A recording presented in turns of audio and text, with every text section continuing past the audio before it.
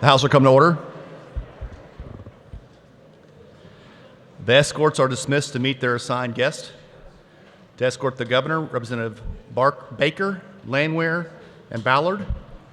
To escort the lieutenant governor, Representatives Arneberg, Kessinger, and Burrows. To escort the Supreme Court, Representatives Wheeler, Owens, and Clayton. To escort the Senate, Representative Carlson, Timish, and Neighbor.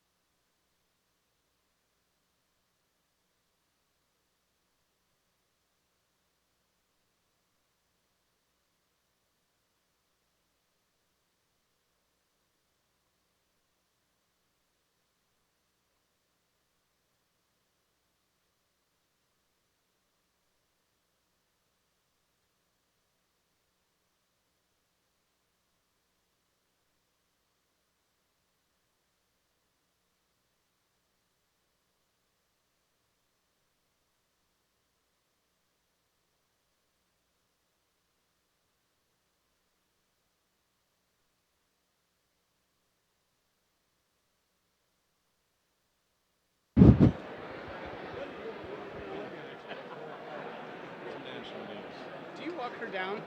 Huh? Do you walk her down the whole way? No. Oh, just.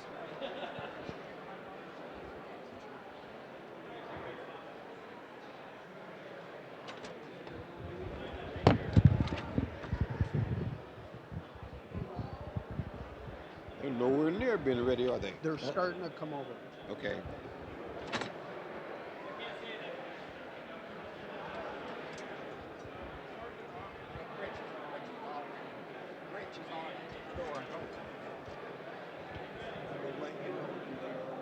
Okay.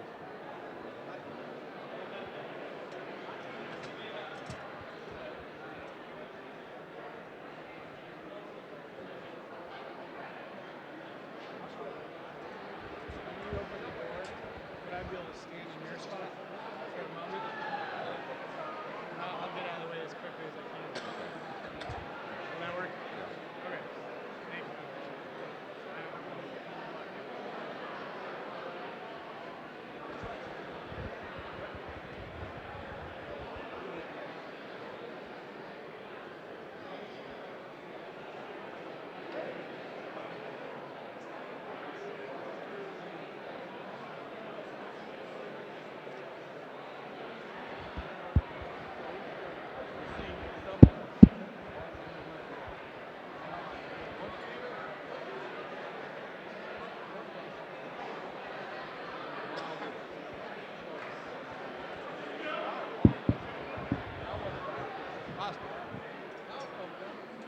You ready? That's what they're saying. Okay.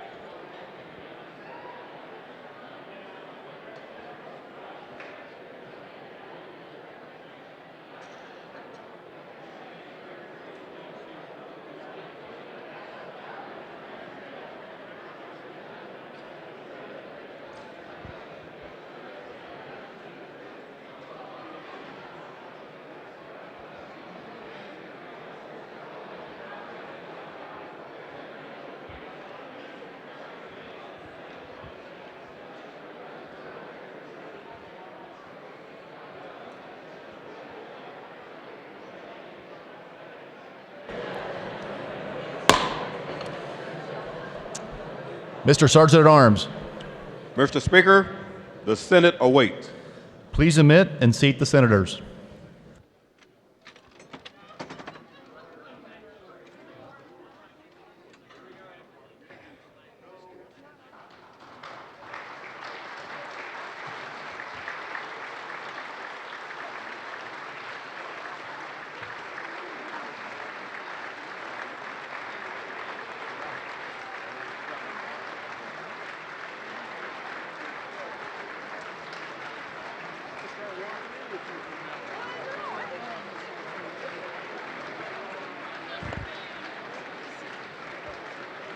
So you're speaking tonight.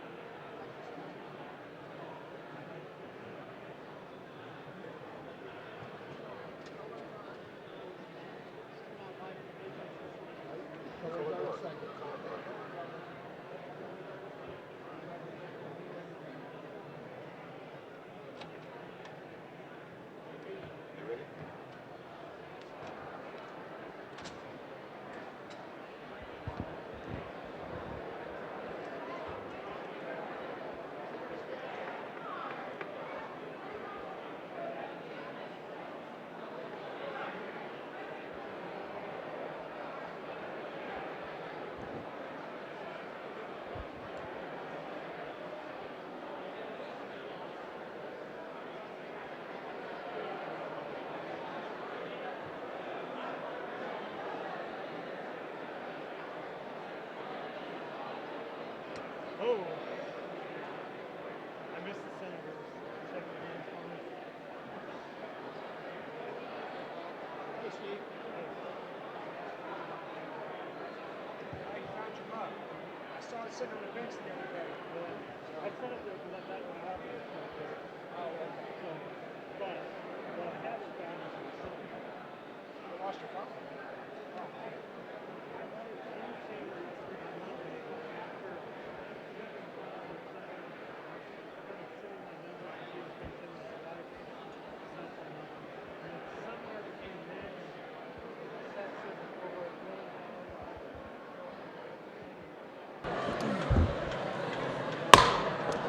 Mr. Sergeant at Arms, please emit the color guard.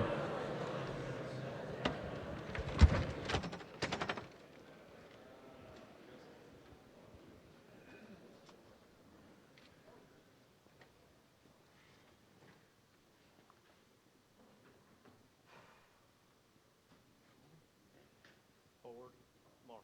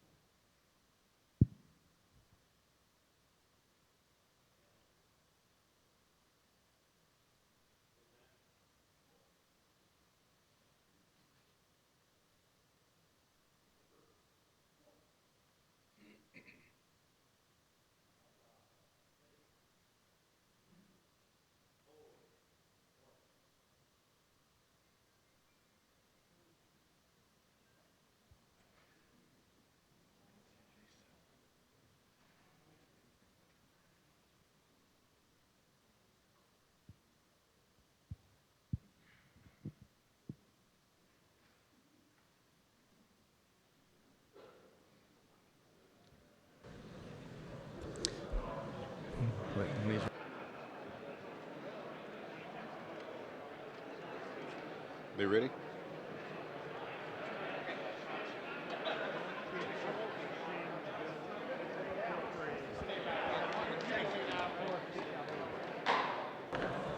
Mr. Sergeant at Arms. Mr. Speaker, the Honorable Chief Justice Nuss and members of the Supreme Court. Please admit Chief Justice Nuss and the justices.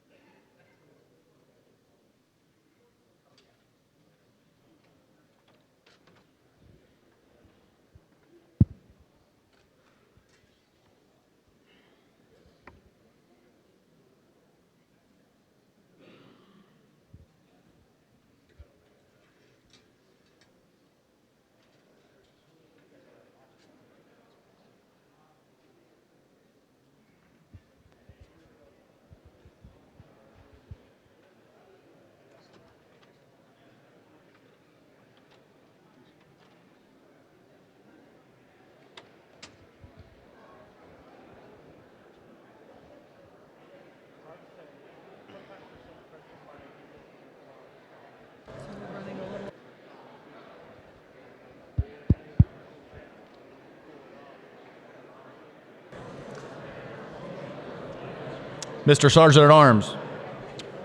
Mr. Speaker, the Honorable Lynn Rogers, Lieutenant Governor of the State of Kansas. Please admit the Lieutenant Governor.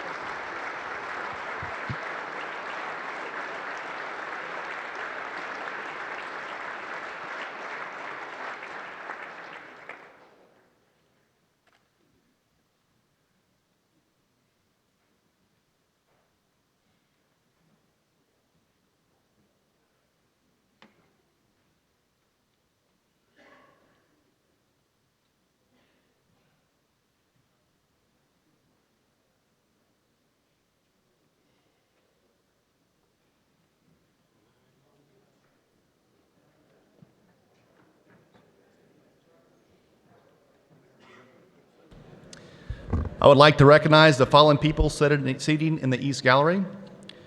Dr. Ted Dottie, husband of husband of Governor Laura Kelly.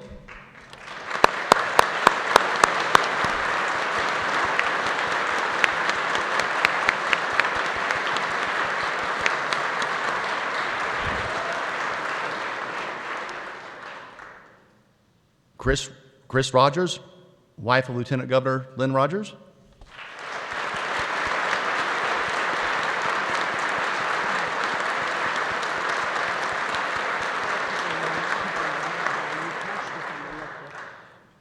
Chairman Lester Randall of the Kickapoo Tribe.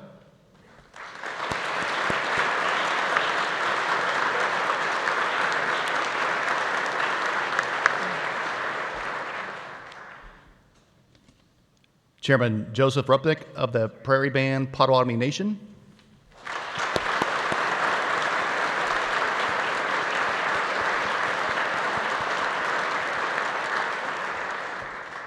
Members of the State Board of Education.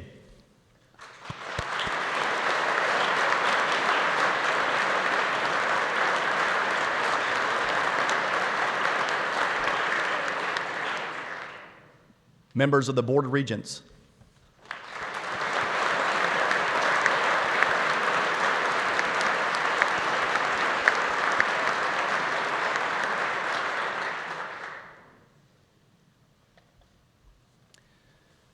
In the West Gallery, the elected state officers, Insurance Commissioner Vicki Schmidt,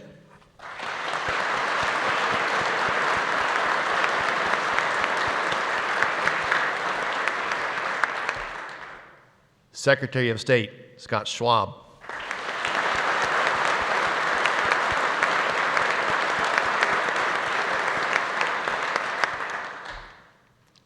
Attorney General Derek Schmidt,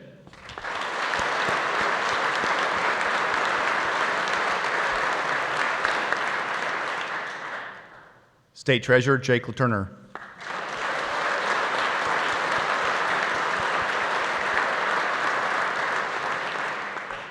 We also have the members of the Governor's Cabinet in the West Gallery.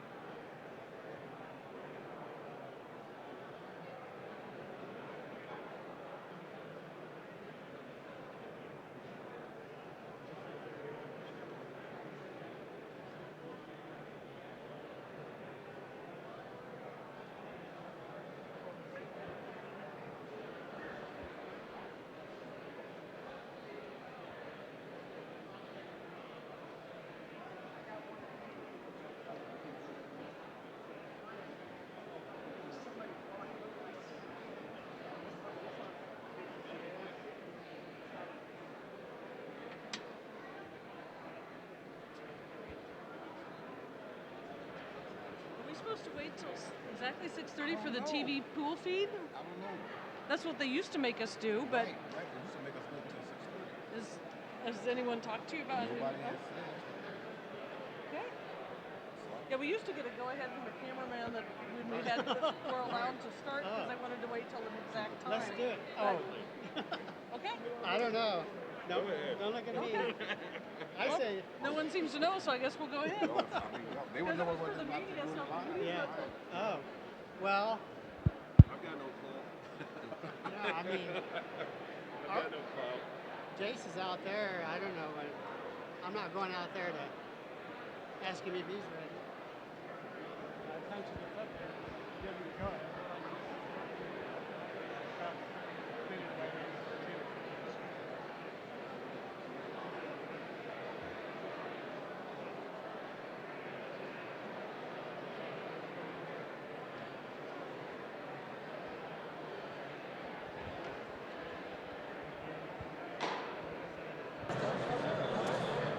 Mr. Sergeant at Arms. Mr. Speaker, the Governor of Kansas. Please admit the Honorable Laura Kelly, Governor of the State of Kansas.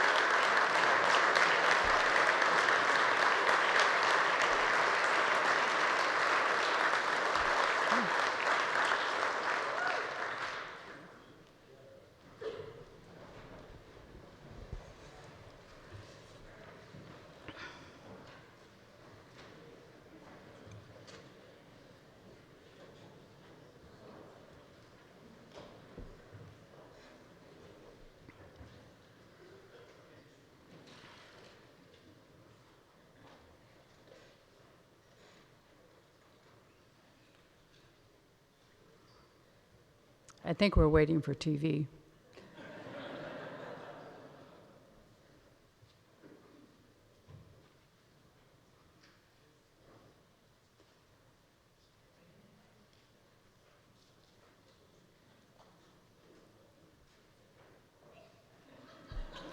There.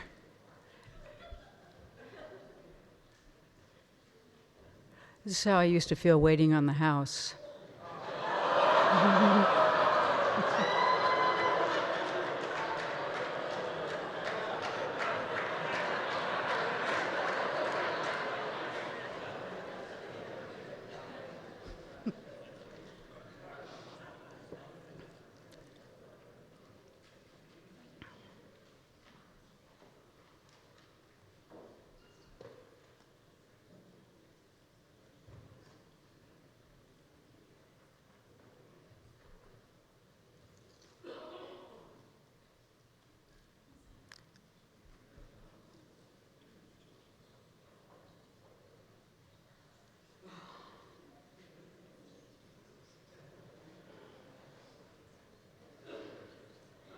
Okay, we got the sign. Mr. Speaker, Madam President, Chief Justice, members of the Supreme Court, members of the Legislature, honored guests, and my fellow Kansans. What a truly profound honor it is to stand before you tonight, to offer a vision for the state we all love. In the East Gallery, I'm joined by the man I often joke about as my long-suffering husband, Ted Doughty.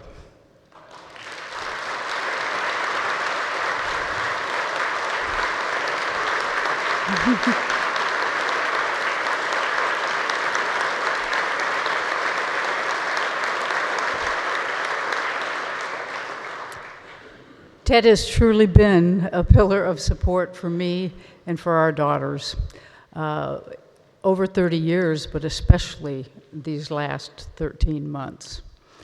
Our daughters, Kathleen and Molly, were here earlier this week.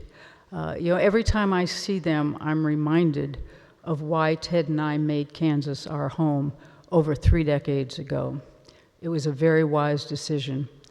The upbringing that we were able to give our daughters in this magnificent state helped mold them into 2 remarkable individuals.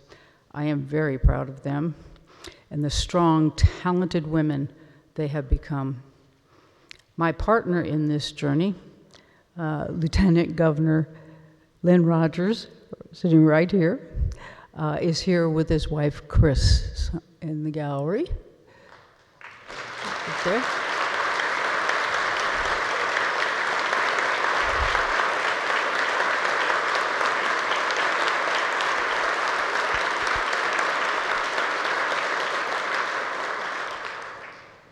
Kansans will be hard-pressed to find a more energetic, big-hearted, and dedicated lieutenant governor. Lynn will be a true asset to our state as he works to cultivate growth in our rural communities. I'm also thrilled to welcome members of my new cabinet.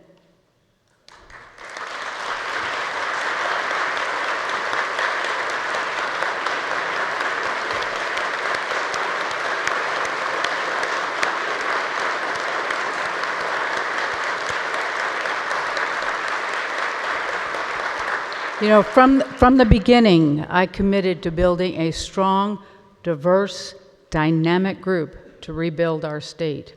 You'll recognize both Democrats and Republicans, women and men, a mix of seasoned veterans and fresh faces, all with a love for Kansas and a strong desire to serve. And I thank them for their willingness to take on these new challenges. And to the Kansas Legislature, welcome back. It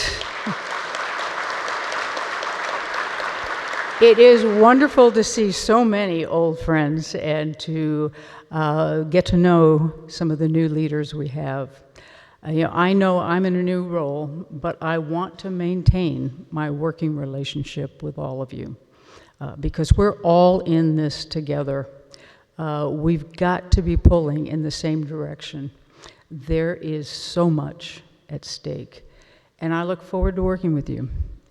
It's been quite a week. I'm not usually one for ceremonial fanfare, but I have to say I've treasured every minute, from the day of service to the inauguration on the Capitol steps to this incredibly surreal moment. But I'm also ready to get to work. My message to you this evening is both constitutionally mandated and a time-honored tradition. Of course, the personalities and the dynamics change and the shift over time, but the backdrop and the fundamental task at hand never change. I am here as your governor for the year to offer a blueprint for the year ahead. You are here as lawmakers to enact a budget. This is something that has been done 157 times before. And yet something feels different tonight.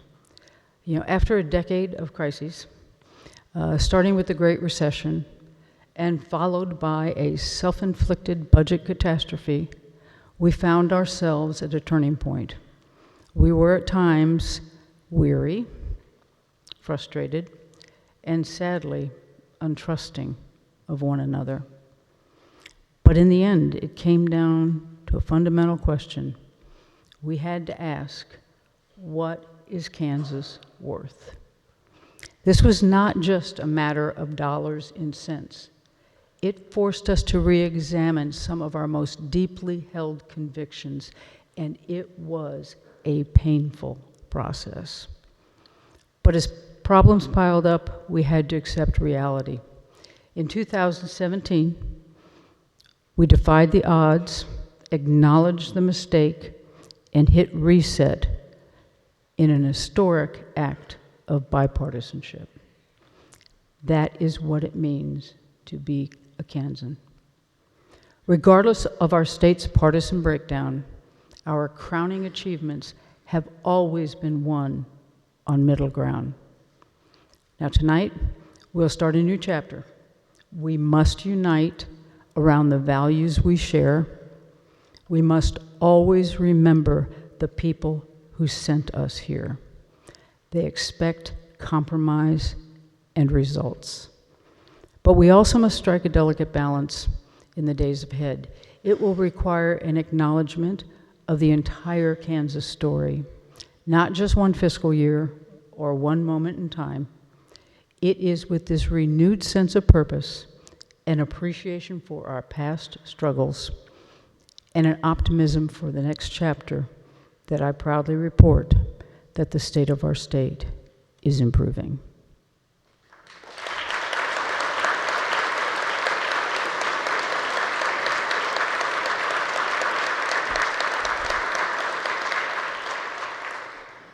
"2019 offers an unmatched opportunity for Kansas to continue its upward climb. But for our fragile recovery to continue, we must resist running to our partisan corners.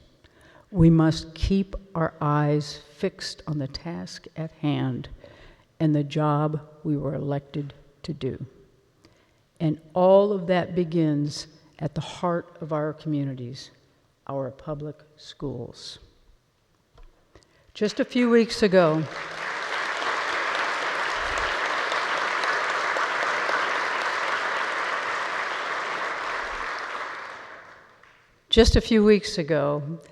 a story in the newspaper caught my eye. It was about a young man named Braxton Morrell. Braxton will graduate from Ulysses High School and Harvard University. That's right, Harvard, this year at the tender age of 16.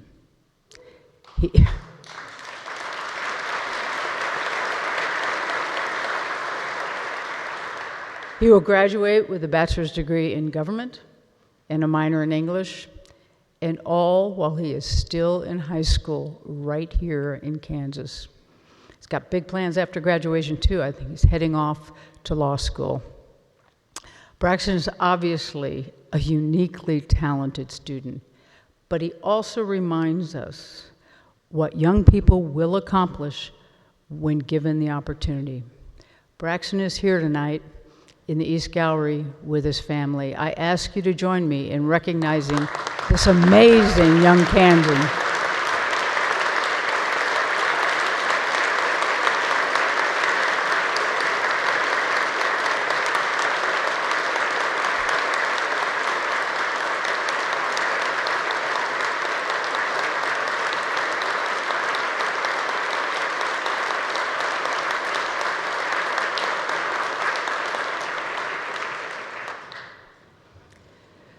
You know, students like Braxton exemplify the transformative power of our public schools, a place where all Kansas children who strive can reach their potential and overcome any obstacles, no matter where they come from. But only if we, as elected leaders, hold up our end of the bargain. Unfortunately, throughout the decades, Kansas has made promises and then fallen into a troubling pattern. It begins with the promise from elected officials to fund our schools, and then the failure to follow through on that promise. That is going to change this year.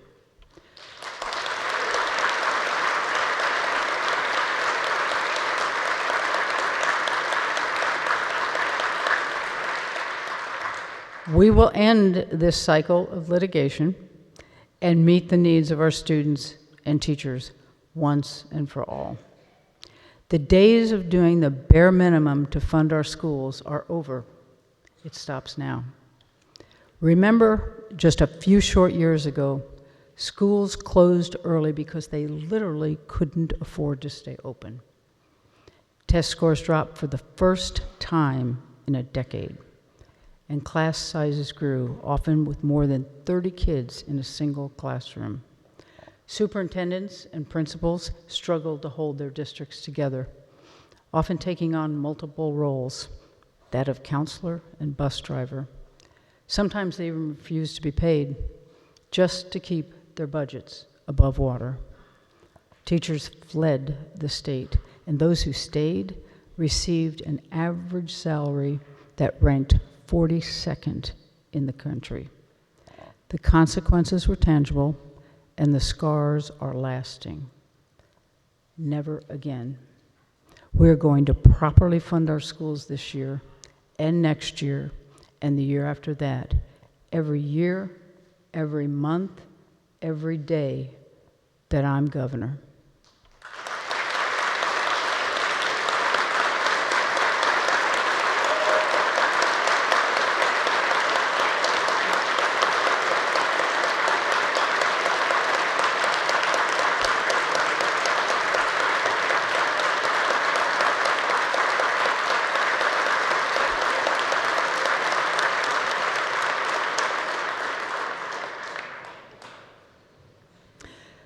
And we're going to make sure our schools prepare our children for a changing economy.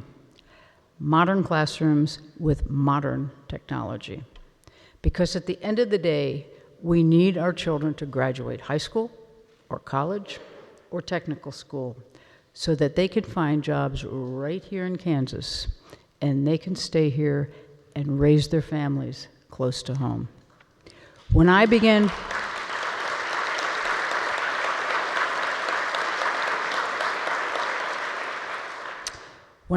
work on the state's budget last month, this was the very first decision I made. Budgets reflect our priorities, and my number one priority will always be our public schools. Now I'm calling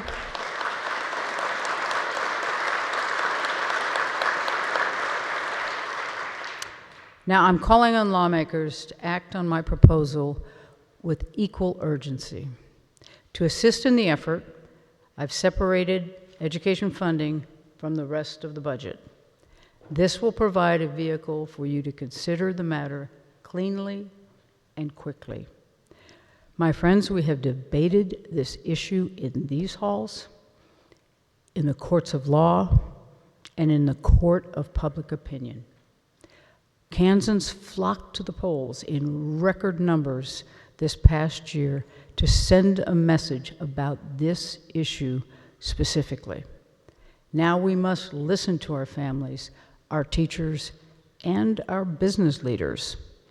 We have a deadline to meet, so let's get this done. If we act decisively, we can all share in a bipartisan victory.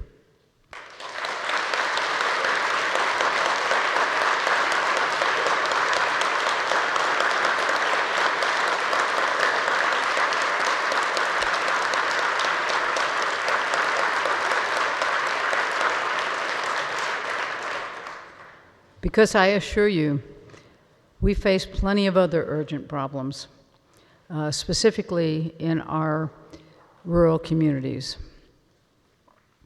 This past July, I put forth a detailed plan to address the challenges facing rural Kansas. The majority of our 105 counties have lost population last year and for many years prior to that. And whether it's roads, broadband, housing, or agriculture, they need our support. Speaker Reichman and Representative Heinemann, thank you for recognizing this important challenge and is creating a new committee to focus significant time and energy on this issue. And we look forward to partnering with you and the other committee members in moving this issue forward. Lieutenant Governor,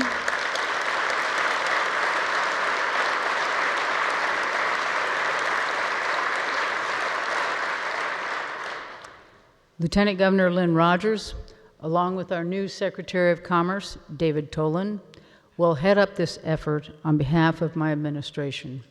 In the coming days, we will build an interconnected strategic plan for rural economic development that leverages our community's unique assets, that means developing infrastructure, addressing the shortage of affordable housing, and supporting agribusiness. We're going to cherish our rural and small town way of life, and we're going to make sure that the rural Kansans can get the support they need to thrive. And there's one more way we can do that, by expanding Medicaid.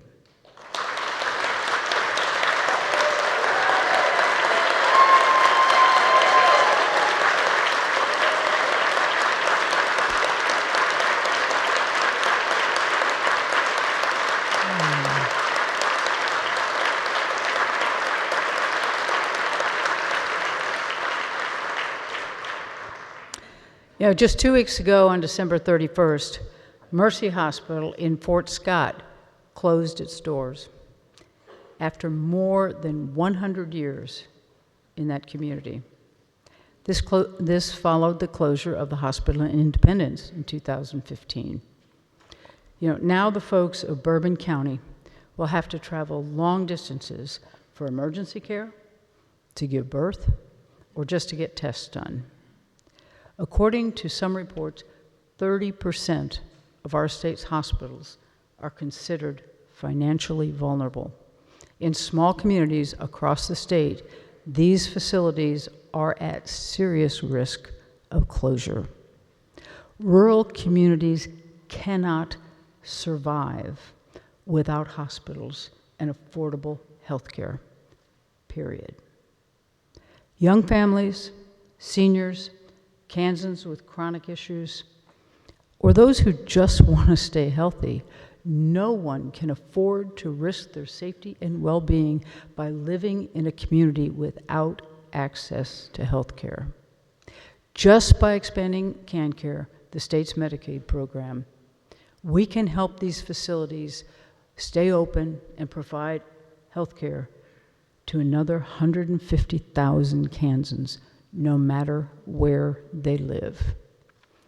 I've made no secret that expanding this program is one of my top priorities, and 77% of Kansans agree with me.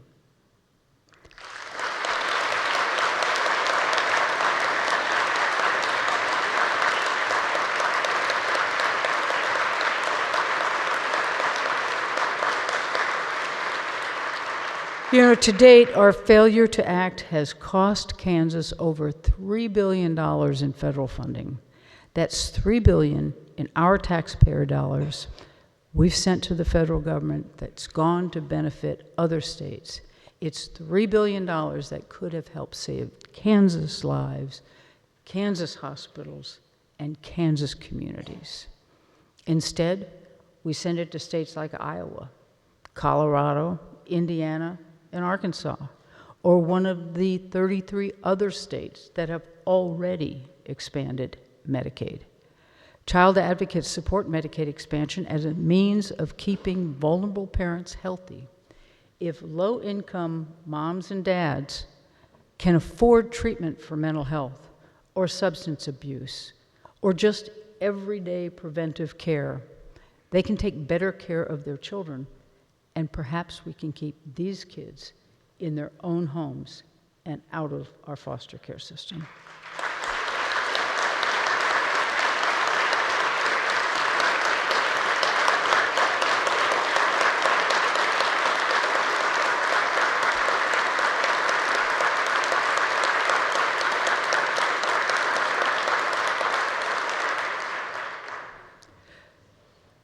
Senator Jerry Moran recently noted that rural hospitals are, and I quote, hanging on by a thread.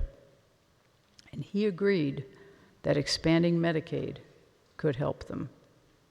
And just last fall, Governor Jeff Collier's task force to address substance abuse disorders and the opioid crisis also recommended expansion to ease the unsustainable burden on our hospitals and our criminal justice system. We've seen Republican and Democratic-led states across the country find consensus on this issue to benefit their citizens, their communities, and their economies. For all these reasons and so many more, tomorrow's budget will pave the way for Medicaid expansion.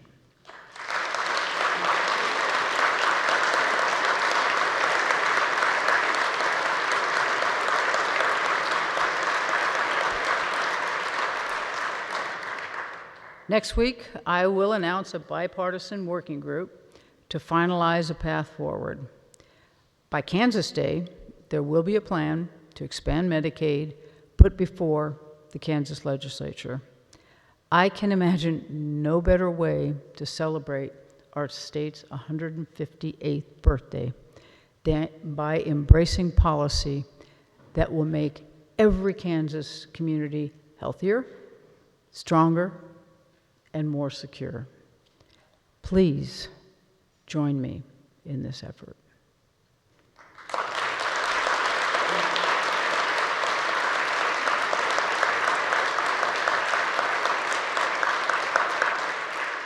And finally, another critical challenge we must address immediately: a moral crisis in Kansas that troubles me every day, and sadly, it's actually a matter of life and death.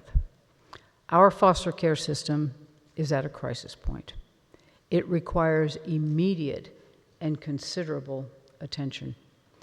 This is an issue I've been working on since I graduated high school.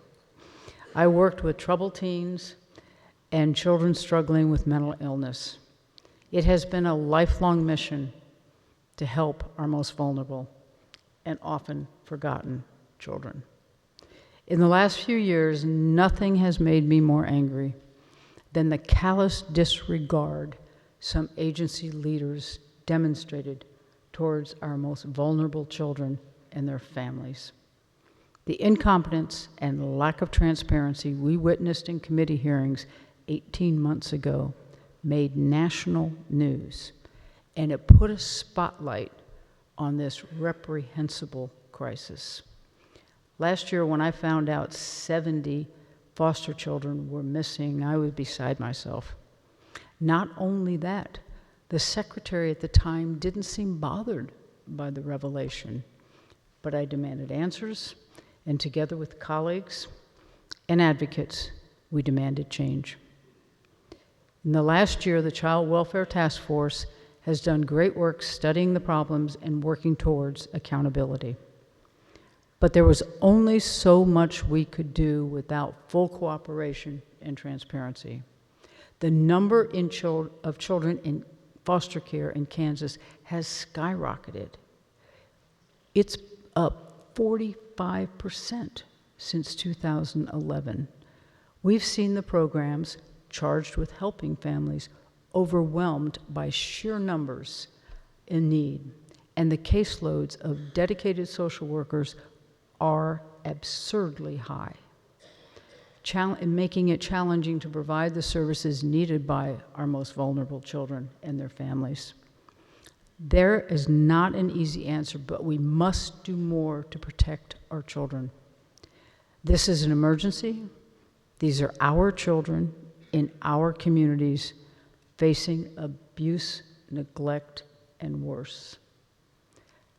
Let's remember Evan Brewer, Jayla Haig, Mackay Boone, and many more children who needed our help. These were our children in our communities, and I refuse to forget them. We must fix this now.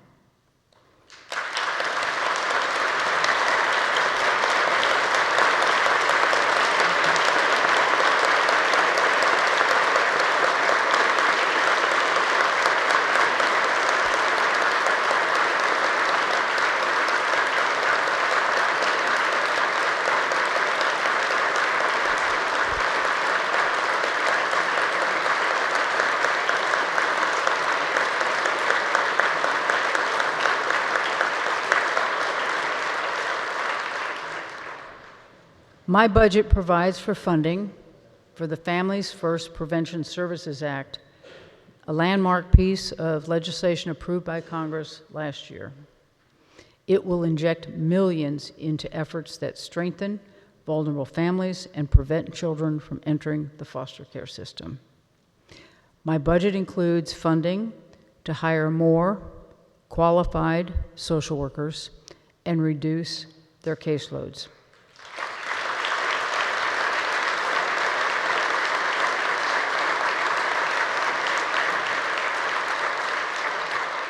We will restore funding cuts to our prized Children's Initiative Fund, where we know our investments have the greatest impact on our youngest children.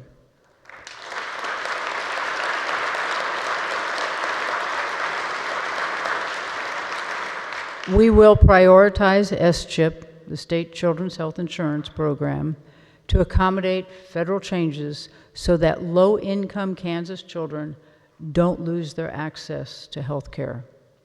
Finally,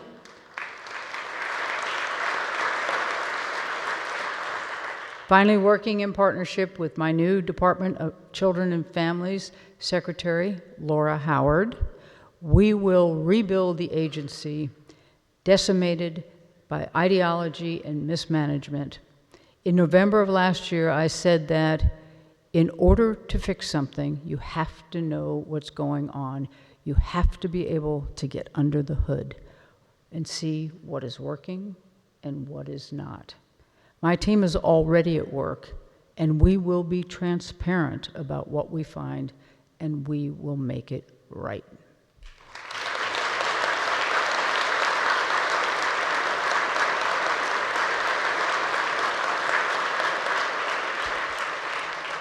I know that each of you is committed to protecting all God's children, and that begins with our most needy.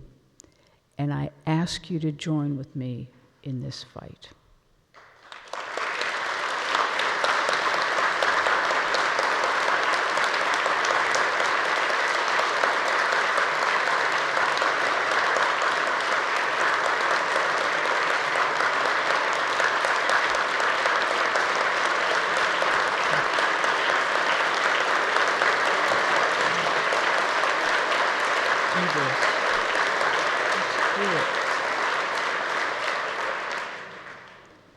Tonight, I've laid out a few of our priorities for Kansas. We must restore funding to Kansas schools and end the cycle of litigation. We must expand Medicaid so we can create jobs, keep our tax dollars in Kansas, save our rural communities, and protect our most fragile families. We must fix our broken foster care system and do absolutely everything in our power to ensure that our most vulnerable children are protected from neglect and violence.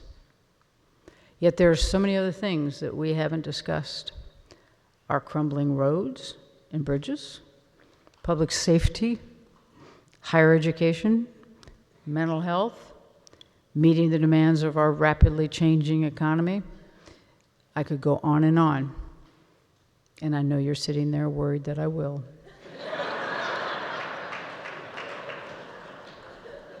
Another time. Tomorrow morning, my budget director and your former colleague, Larry Campbell, will walk you through the details of my first state budget recommendation, delivered 3 weeks ahead of statutory deadline.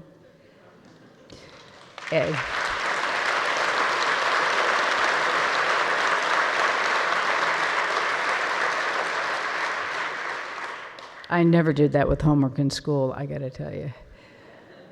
Later this week, I will convene my first official cabinet meeting, during which time I will instruct each member to complete a thorough audit of her or his agency so we can increase effectiveness and efficiency, and we can eliminate waste and improve transparency by ending no-bid contracts.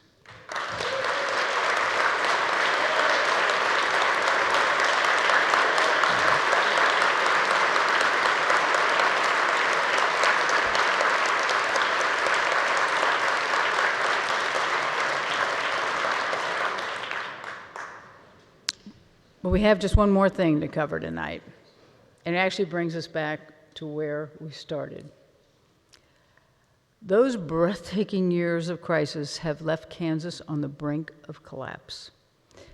Kansas lost more revenue in the first year of the Brownback tax plan than we lost in the entire Great Recession. And while the time for finger pointing is over, we're not off the hook for the long-term consequences of past policy decisions. I'm proud to honor my promise to balance the budget without raising taxes.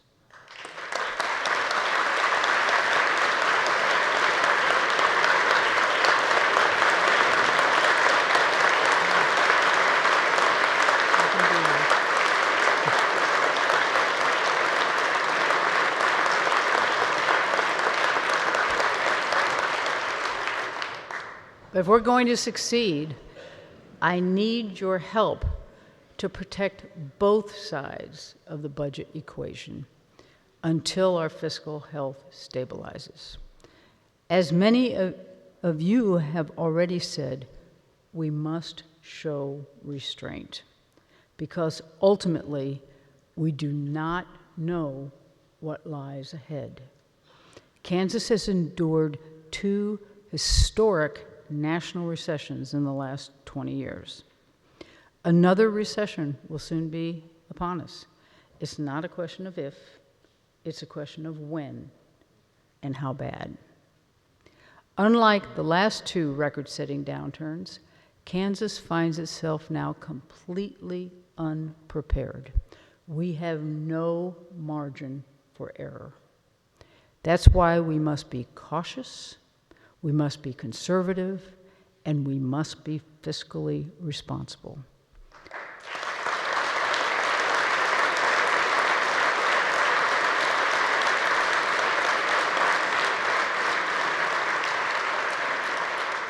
We must live within our means, prioritize what matters, always look for ways to save, and always make sure our children come first.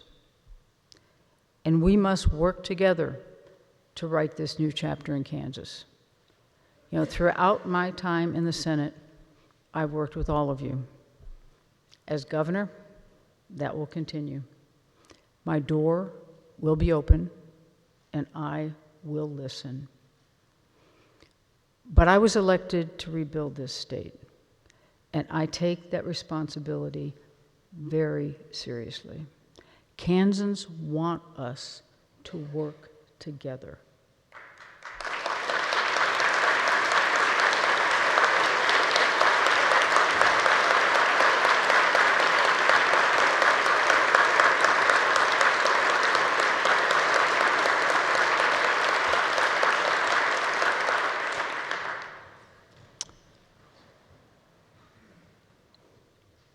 They want us to work together to make our state better, to provide more opportunities for our children, to grow our economy, and to make it possible for our rural communities to thrive. As your governor, I plan to do just that.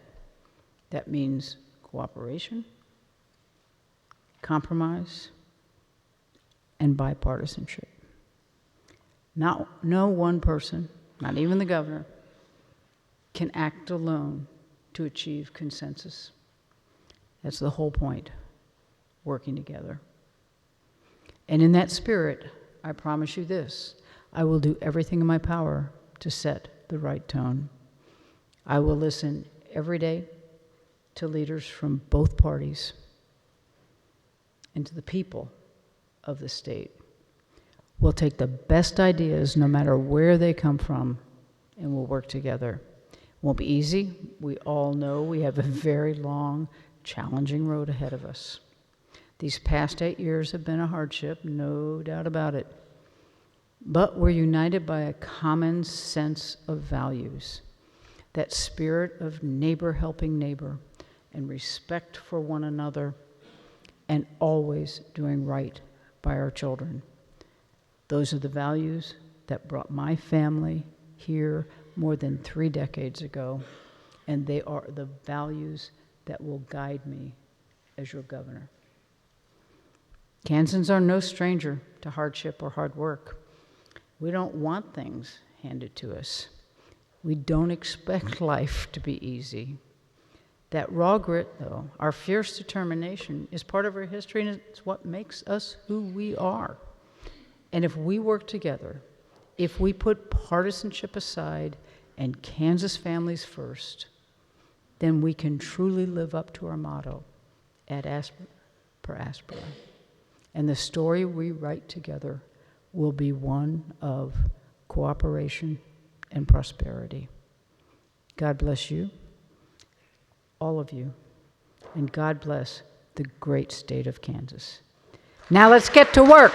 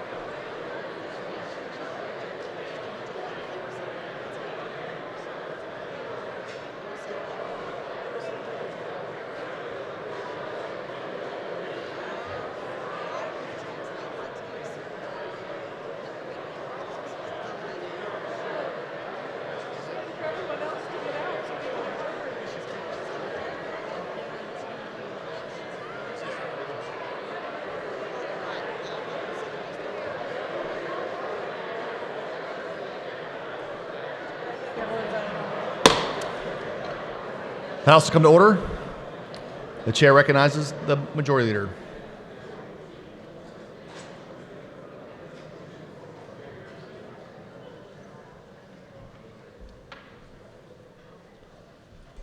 Thank you, Mr. Speaker. I move the House adjourn until Thursday, January 17th at 11 a.m. You've heard the motion. All in favor say aye. Aye. Opposed, no. We are adjourned.